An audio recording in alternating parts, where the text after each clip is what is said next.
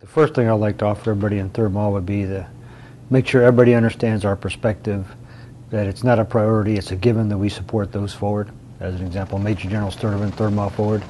You know, what they need to prosecute the fight with the enemy is a given to us, and we absolutely always support them with what they need. Then beyond that, we've got a couple things. Probably the first and foremost for me would be ensuring that the Marine sailors and families of 3rd MAW understand that it's an absolute requirement that we treat each other with respect and dignity. For me, everything flows from that all the way through being operationally ready. So we'll continue to reinforce this inside of our campaign plan. The first thing is respect and dignity. So we'll continue to force that with everybody inside of 3rd MAW. One of our top priorities, in fact, our first line of operation inside the campaign plan is managing complex transitions. For us, the first on that one is the Joint Strike Fighter, VMFA 121, and their stand-up. As of this week, they're going through their safer flight inspection. So ensuring 121 is set up for success and succeeds with the F-35B each and every day is a top priority. And the second one for us is what we're embarking upon is a campaign on committed, engaged leadership, making sure everybody inside of 3rd MAW understands the absolute necessity for continuing the transformation that happened at boot camp and OCS, and that leaders at all levels understand their responsibility to the institution and to those they lead.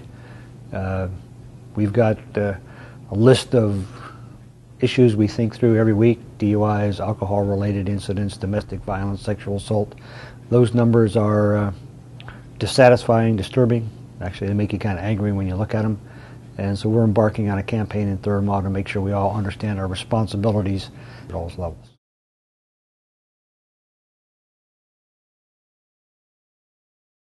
We have to ensure that we treat each other with respect and dignity.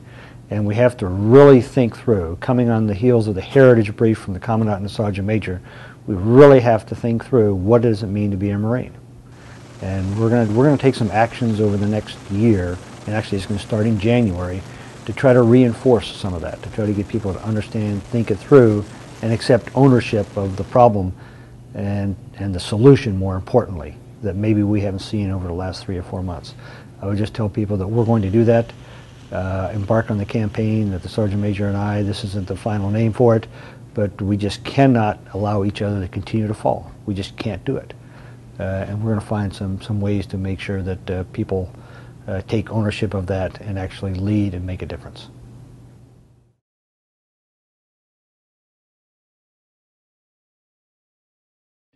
But if we treat each other with respect and dignity, then I believe if we do that to each other, there's nothing that we can't and won't accomplish. And if there's nothing that we can't and won't accomplish, then we're essentially turning every perceived challenge into an opportunity.